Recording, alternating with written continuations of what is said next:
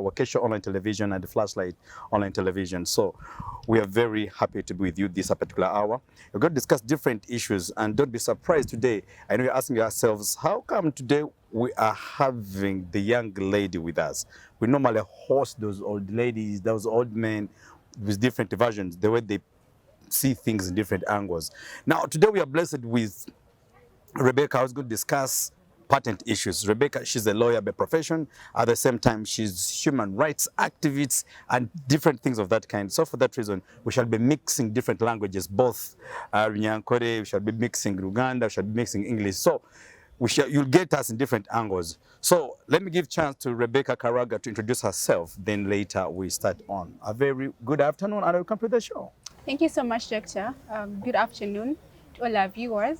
My name is Rebbecca Karagwa. I'm a Ugandan, a lawyer, human rights defender, and an activist. And yeah, I'm happy to be on the show. Thank you for having me. All right.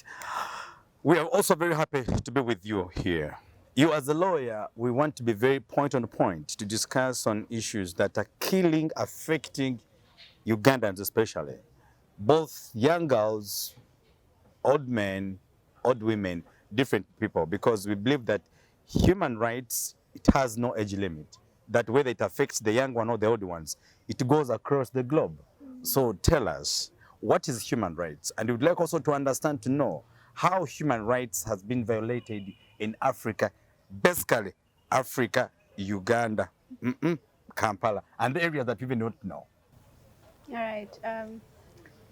So, of course, human rights, like you've rightly pointed out, is human rights are fundamental, and these are entitlements that we are all, um, you know, I think we're gonna have to cut.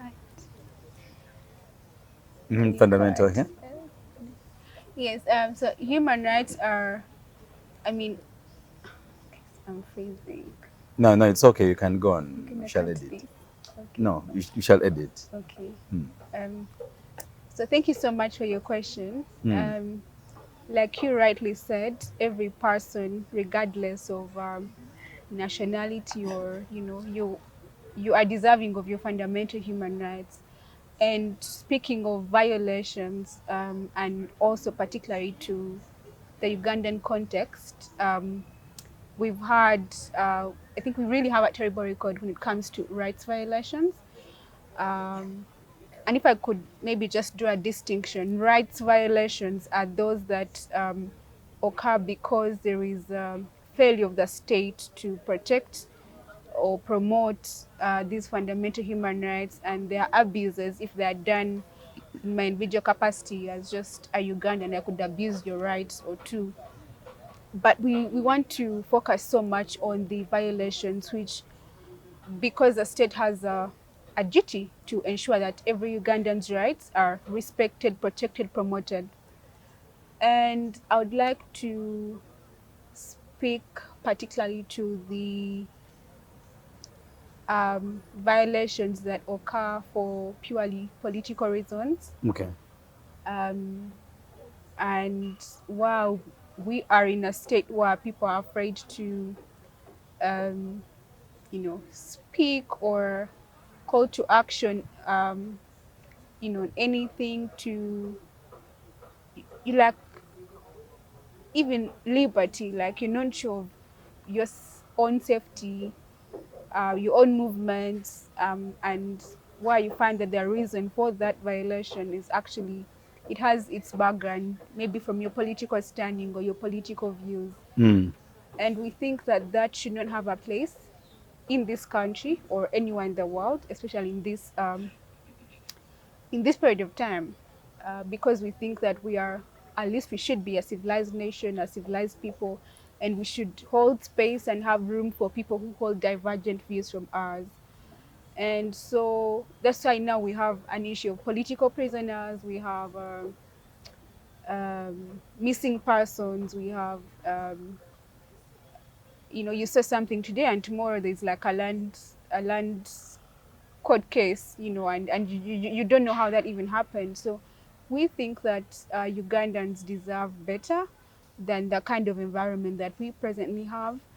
And it really calls for tolerance, to be able to say that I respect your rights, even when you're different from me, even when you don't hold the same opinion that I hold.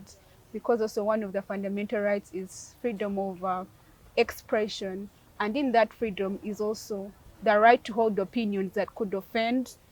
Um, and I think that whoever holds power, I could hold power, you could hold power, we must come to, and I mean, acknowledge that, and be tolerant of people that we Oh don't yeah. exactly agree with. And when you talk about, I want to especially speak to women's issues and young people in this country. I think right now one of our concerns is the proposed marriage bill. And Proposed marriage bill. yes, a proposed marriage bill. How is it really? And how is it saying? So it's so many conversations around it, and because also that document is not public is another issue, which also speaks to access to information. But we must be availed these documents so that we can inform also what laws govern govern us. And so, I mean, there should be a consultative process while we, legislators are drafting all these laws and making necessary amendments. But one of our issue is where I think last year the honorable for MP, the honorable for Toro municipality said that they cannot have a clause on marital rape. And marital rape does happen, and it's a gross violation of women's rights. So I think that we must be able to respect dignity of women, recognize that women are equal beings to men, as the Constitution rightly states and Okay. puts it, and we cannot make laws that serve interests of men and the patriarchy as a whole. And if women are saying that they need a clause on marital rape, you can't say that you know consent is given at time of marriage or whatever.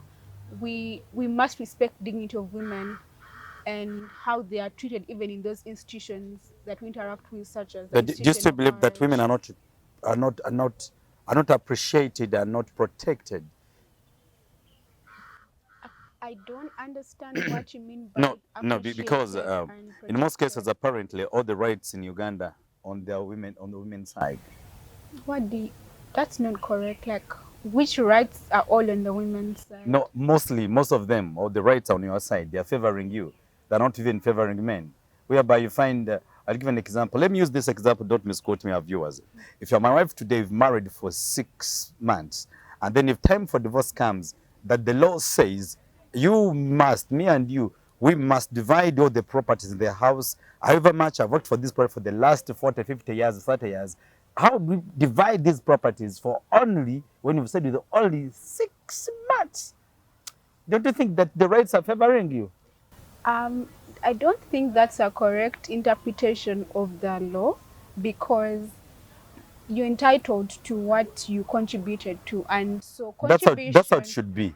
that's what is, and contribution is also, doesn't have to be monetary. I could have been a wife somewhere, and if we built a house, I supervised its construction, I did so many other things, or I stayed home and took care of you and kids and everything. So it's to extent of your contribution. That's what it should be. That is what is, that's what the law is. Okay, so my fellow Ugandans, kindly, if a man or a woman just us like that, just give us a call. Somebody, she's here, she'll be interpreting those laws for you. And at the end of the day, we need to have equal rights. Let's go direct to, do you know what happened yesterday when we saw the MPs, the President Robert Chagulanyi, Lord Mayor Elias Lukwago, and the other people yesterday, and Dr. Kizza Besigye at the same time, when they're demonstrating, peaceful demonstration against the do's and the don'ts in our country, especially into our roads and other sectors. So they went to demonstrate peacefully. So the police had to come out and, hijack them and put them under house arrest. Others were even beaten, others were even taken to prison. So you as a lawyer, what do you think would be your contribution to such a situation that is happening apparently? My contribution. Mm. Um, Let me just speak to, I mean, broadly, what you're saying. They were demonstrating, I mean, poor infrastructure and state of roads in the Yeah. country. And I understand where they're coming from, and because I am also a citizen of this country, and it's unrealistic that we clean up these roads only when there are visitors, okay? I think that a citizen is important because we pay tax and we are deserving of good roads that if maybe every after a certain period of time there is cleaning of roads in the city or other parts of the country, that is government respecting Oh citizens. yeah. But we don't fix only when we say there is a conference, because the message to Ugandans then is that you don't matter, only visitors matter. And that's very wrong, in every way you want to look at it. So yes, we deserve better roads, we deserve better infrastructure. Ugandans are deserving of all these, you know, like we said, infrastructure. So it's not something that we should work on only when we have visitors. That's so wrong. Okay.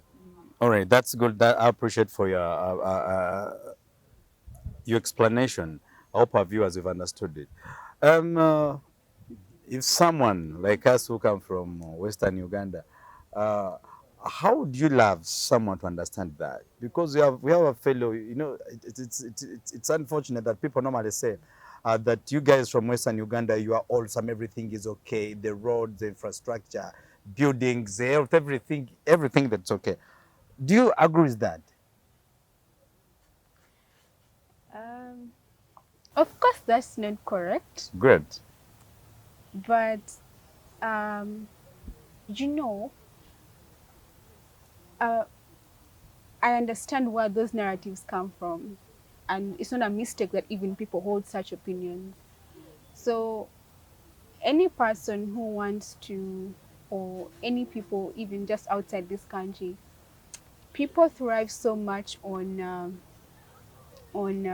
divisions, Yeah. and what a better way to divide people on grounds of especially ethnicity.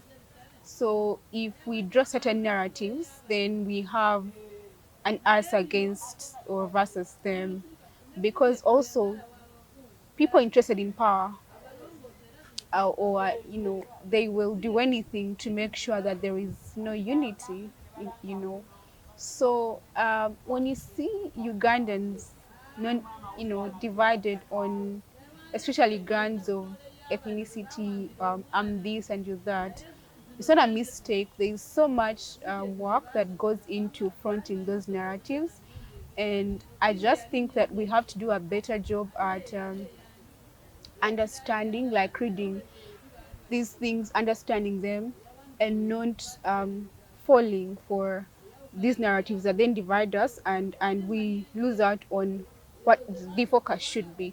If we want good governance, if we want to, have a democracy that is functional, we just need to say, where is the power imbalance? How are we here?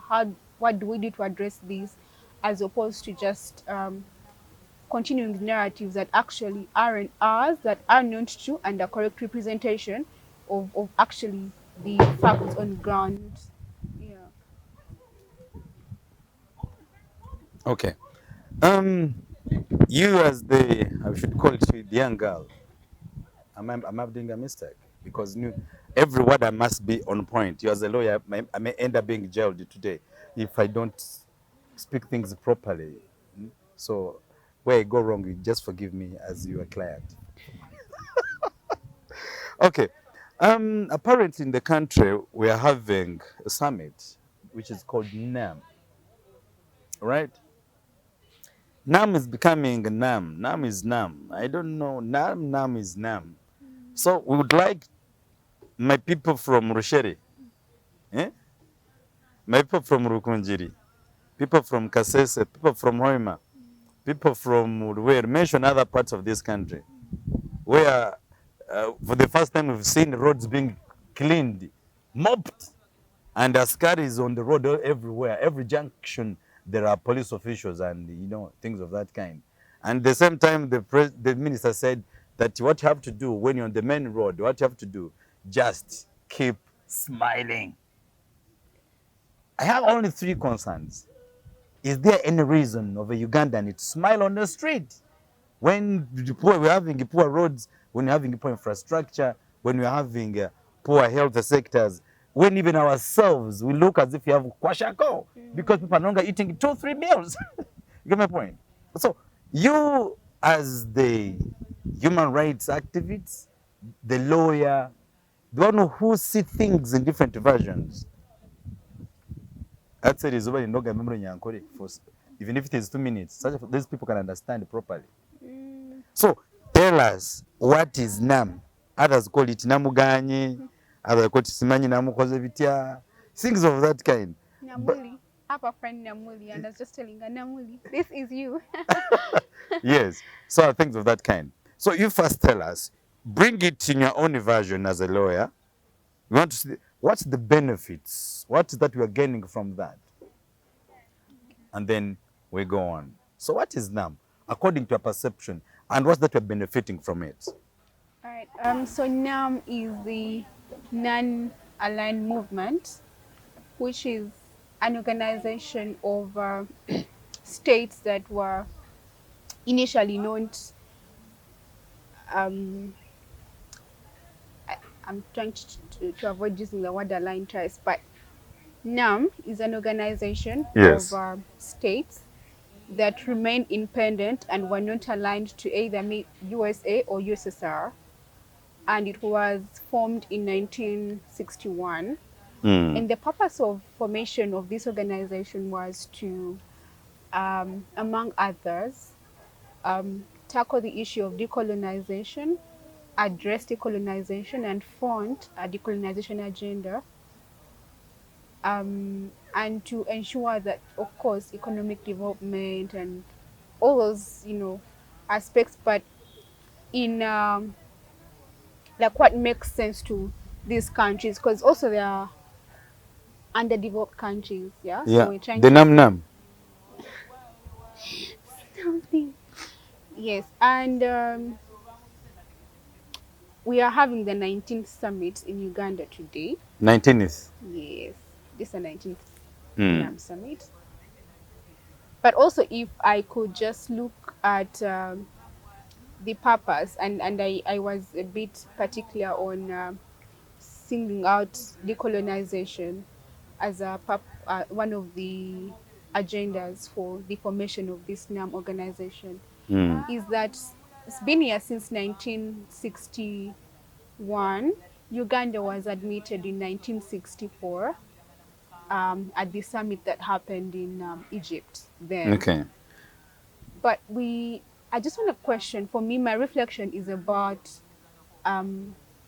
what progress has happened or what much of that agenda has been achieved, because if those aspirations are beautiful, but I Okay. question who informs those aspirations. And speaking as a Ugandan, where we have the largest population of us being young people, Yeah, and in this 19th summit, young people certainly have not informed this agenda. that's my They concern are as well. not in the conference rooms, neither did they make it to the NAM summit events, the side events.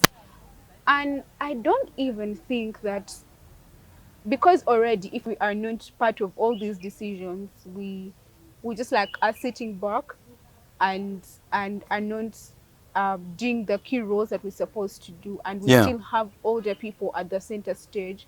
I certainly appreciate their contribution, but for us to say that we care about the future of Uganda, we cannot hold a NAM event, for example, and there is no young people.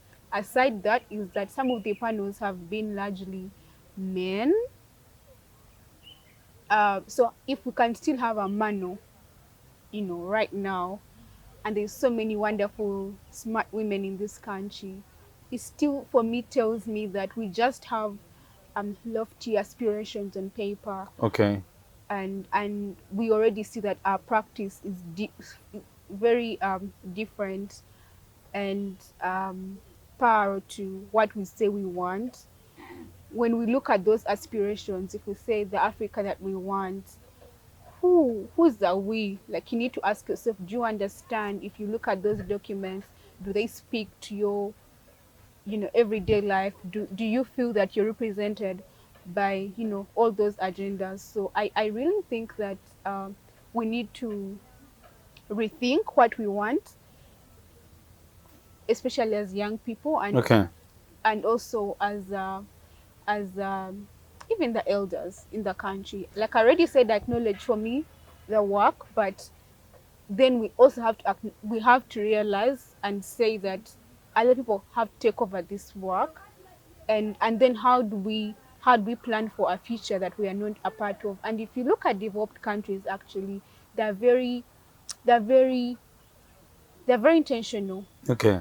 or like they teach the young people the training that you have. It's not a struggle for power. They know that they think for the country. I don't center myself, for example, for a bigger person in this country. You don't center yourself. You say, who is coming after me? And it's a vision, because we're serving the country and not ourselves, which I think really is largely lacking here. And we must look into that and address it, because then we're not solving any problem.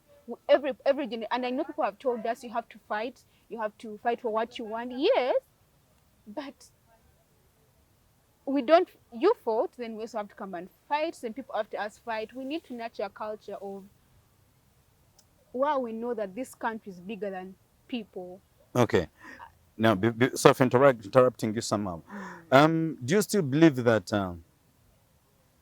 one thing I've learned is that NAM that Uganda hosted, Uganda having highest population of youths, and the youths have not participated. They've not been considered. Yes, so there were side events, NAM side events, where young people were invited to just like listen in, and that's beautiful.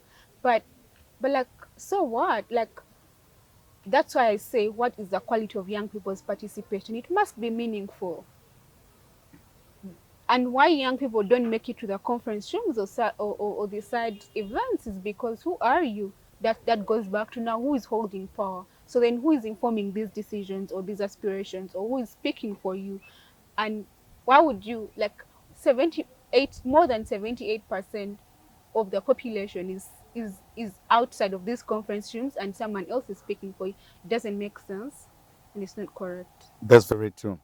So meaning that your argument is at least youth should be involved in its participation and Meaningfully involved. meaningful participation, and if they should have been having the section of decision making. Yes, well, because the decisions and all these resolutions have to then, I want to believe that at the end of every conference we're saying, then what are our takeaways, what are we going to do, what's the way forward? But that way forward is going to happen without our contributions or our input, It should be valuable. which must be included, because we are saying that, at least if I should go by biology, that we're going to stay here longer than the older people. So then how then do we not inform these resolutions or aspirations for,